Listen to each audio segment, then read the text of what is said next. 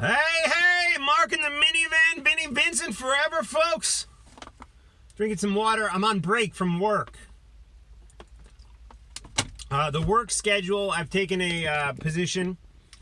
You know, I'm a freelance type of guy that goes through the end of the year, and the work schedule is brutal. So trying to get some of these out to you, and I apologize, there's not been a lot. People get mad when Pearl's not here. I'm sorry Pearl's not here. If you go to my personal Instagram, you can check out a picture of Pearl. She's really growing big. She had her off lead up in the South Mountain Reservation this morning. I got two Instagrams, by the way. One that's just like my family stuff, and another one that is everything, mostly music stuff, but some pictures of the dogs and the kids and the wife slip into that one too. So definitely feel free to follow them both on Instagram. Both are listed as Mark Striegel. So there you go. Find me there, guys. And what else? So Ozzy Osbourne has announced that, okay, so let's recap. He postponed the tour that was supposed to happen in I guess it was the spring or winter even. I think it was started this past February 2019 in Europe, and that was supposed to have Judas Priest opening.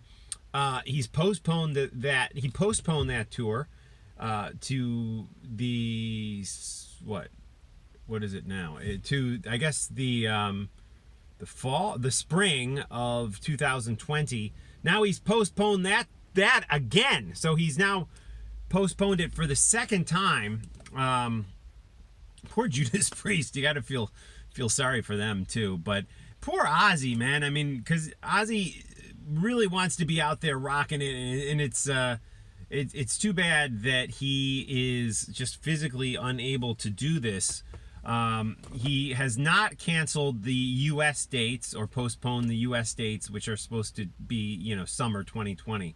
Wow. So it's just, I don't know, man. I really hope the guy is all right, because it does sound serious. But let's face it, getting out there on stage every night, the singing, the jumping up and down, it takes a lot out of you, not to mention the travel that goes along with that.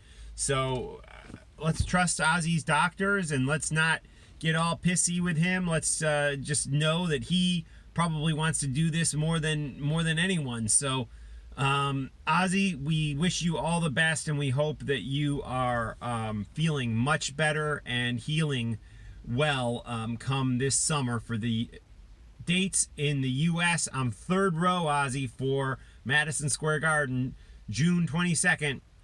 Cannot wait to be there rocking with you. And all our thoughts, hearts, and if you're, prayers, I'm not a religious guy, but I guess you can say that, go out to Ozzy Osbourne.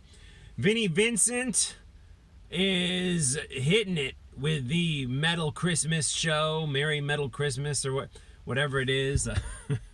Was Vinnie metal? I mean, I guess so. I mean, that first Invasion record was definitely, for that time, was pretty hardcore and metal, if you will, in a commercial sense. We used to call that commercial hard rock or glam metal, long before the degrading term of hair metal was used, which I even find myself using sometimes nowadays, and I hate that term. But Vinnie Vincent is doing it, and he put out a promo which looks like somebody cut it on their iMovie, like maybe a very old version of iMovie, and he's got the shredding going, the crazy, shredding where it's just off the hook, and people are wondering, hey, is that shredding him recently, or is that shredding him from a long time ago, one from the vaults? Who the hell knows? Everyone claims he can shred, but there's absolutely zero evidence, People claim there's a Santa Claus too, and there's no evidence for that, and Jesus walked on water. I haven't seen that evidence either. But that's the world we live in, man. Don't believe what you see, believe what I say. And yeah, you could take that as a you could go into politics there if you want, because wow, what the hell is going on, man? I just cannot stand anyone. I don't care if you're the president or Vinnie Vincent, or anyone who just wants you to believe something because they say it's true. Listen, I get the faith-based stuff, but my faith in people like Vinnie Vincent is not much, I tell you that much. But yeah, man, prove me wrong. Prove me wrong. Post that video of the Shred Fest, Merry Metal Christmas. $500, only $500. And listen, I have no problem if somebody wants to go spend their money on that. Go do it. Maybe I'll go in disguise and try to see what's really going on there and come back. Maybe I'll come back and say it's all true. Everything the Kool-Aid drinkers have been saying is true. So yeah, maybe I should do that. A little disguise, a little mustache. Pay my $500, go in there. I got a job now, so I can afford it, right? All right, but listen, whatever floats your boat. If you go to the Vinny thing, have fun. Try to sneak some video out, or even just a recorder. Record some of this shit. We want to hear it. We want to know that the Vinnie Vincent Shred Fest, I'm doing the spitting thing, is happening.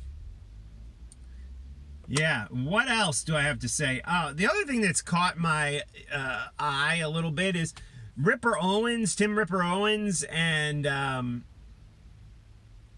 Les Binks, the guy who played on a lot of that great 70s era Judas Priest stuff. The guy, I always said, all the Judas Priest drummers have had a distinct different feel, and Les Binks, I mean, that guy could swing, man. That guy could swing. He gave them a groove.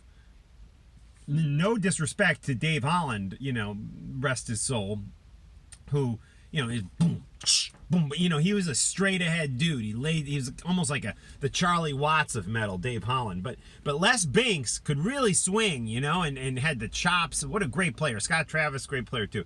But anyways, Les Binks is teaming up with KK Downing and Tim Ripper Owens. So really, they're going to have really more, just as much Judas Priest cred, almost, maybe that's stretching it a bit, as the current version of Judas Priest, which I love. I love seeing Halford and Ian Hill out there, and Scott Travis. Yeah, I shouldn't say they have as much cred as that, but it is interesting that you're now going to have two people who like, Hellbent for Leather or Killing Machine, whatever you want to call that record. You're going to have two people from that classic record in the current version of Judas Priest, and two people from that same lineup, KK Downing and Les Binks, playing this concert that's going to happen, in the UK. And wow, I think it'd be great for them to tour. I mean, that's what they're saying. Should they tour? Yeah, do it, man. If Priest doesn't let KK Downing back in the band, do it. And I think really, I like seeing Priest live, but I've seen him so many times. There's been so much overexposure in the Northeast market here that I'd almost be, at this point, more interested in going to see KK Downing play live. I really would. And my preference is that I see KK, Ian, and Rob Halford all on stage together, and Scott Travis, if they want to keep Richie Faulkner around, who cares? If Richie Faulkner's got a problem with KK Downing coming back into the band, can him, get rid of him, get somebody else. He has no claim to the throne, believe me. I just want to get Ian, KK, and Halford back in Priest. Listen, you're going to make money. You're going to make more money with KK than you are without him. I can guarantee that. So let's hope for that, guys. And that's my rant for today. Oh, shit, I got to go back to work. All right, new job.